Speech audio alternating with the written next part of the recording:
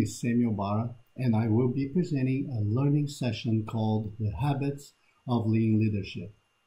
In this session, I will be contrasting some observations that I've made when working for Toyota in Brazil, Japan, Venezuela, and some other countries.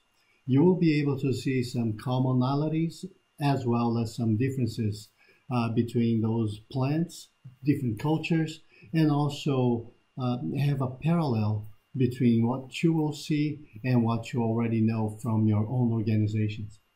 I hope to see you at the Lean Summit in Houston. See you there.